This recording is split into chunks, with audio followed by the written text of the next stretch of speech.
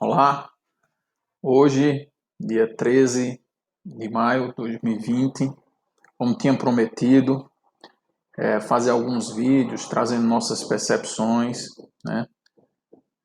Incentivado por alguns alunos, ex-alunos, também alguns amigos,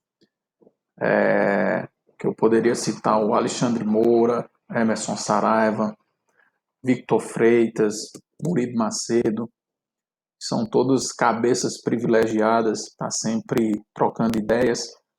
Enfim, e eles nos motivam a gente estar aqui compartilhando algumas das nossas percepções.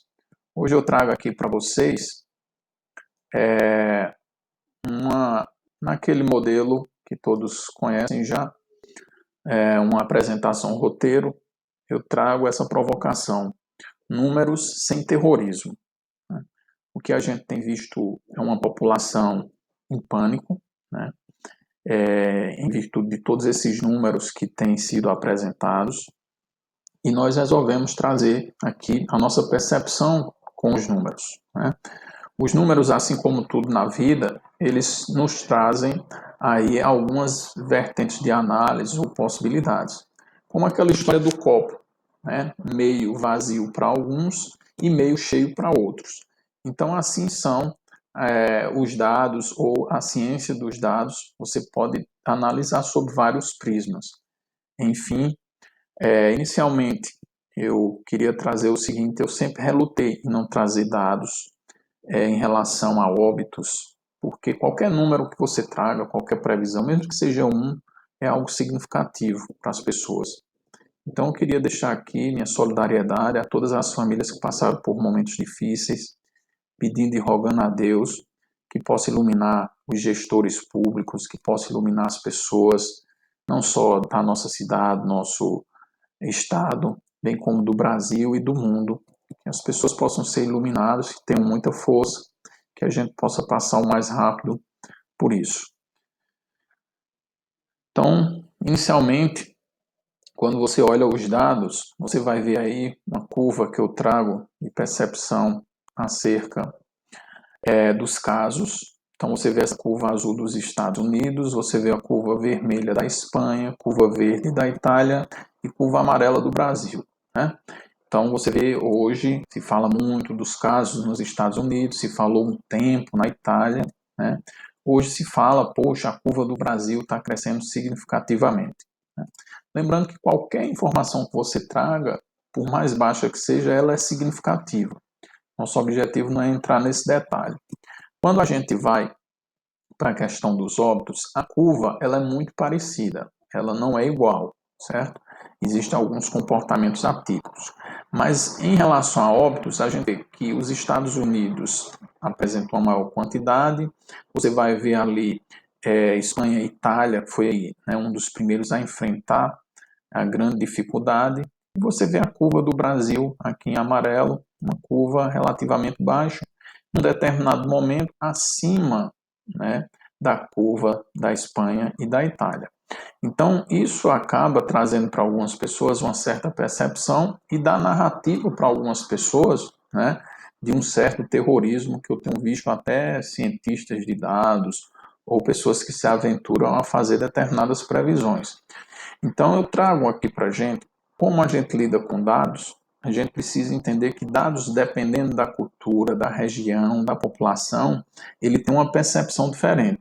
Então, nós trouxemos essa mesma curva de óbitos agora dentro da realidade de cada população. Né?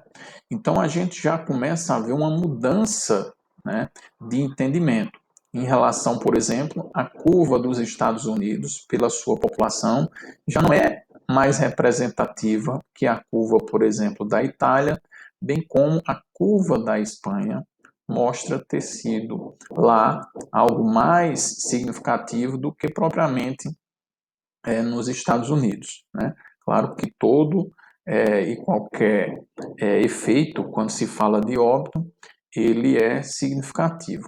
Eu peguei essa mesma curva e eu dei uma suavizada.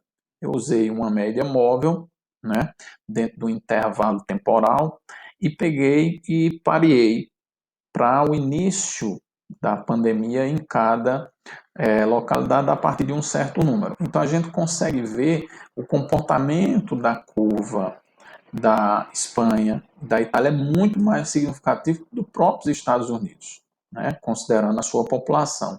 Do Brasil, nem se fala, né?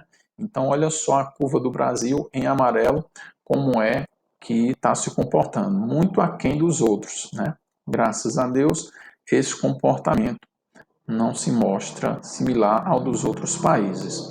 Se a gente fizer um paralelo aqui, eu fiz em relação a óbitos em relação ao Brasil, usei o Brasil por base, nós vamos ver que os Estados Unidos hoje têm 6 vezes mais óbitos que o Brasil, né? A Itália tem 11 vezes mais óbitos que o Brasil e a Espanha 14 vezes mais óbito que o Brasil. Então a relação do Brasil em relação a esses países é, de certo modo, muito aquém do que muitos têm apregoado, como o Brasil está vivendo um terror. São os dados que nos mostram isso. E para você ter um paralelo, esse Brasil, os efeitos do Brasil é significativo ou não, nós trouxemos aqui os casos de Covid registrado ontem, 12.400, e o caso de mortes no Brasil até ontem, 12 de maio. Então, no Brasil, nós tivemos 422 mil mortes, o que representa, no total, as mortes por Covid, representa 2,9% das mortes que já tiveram no país.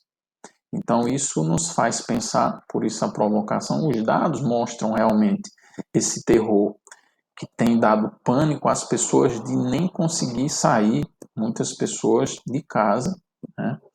Então, como conclusão dessa proposta de análise, eu deixo que cada um, dentro da sua realidade vivida, possa concluir se esses dados, se o que está acontecendo é significativo ou não. Não cabe a nós cientistas dizer que alguém deva sair ou não de casa se a gente não tem embasamento suficiente dentro da realidade, dentro do contexto que cada pessoa está inserida. Pessoas que têm e podem permanecer em casa, tem pessoas que não podem permanecer em casa.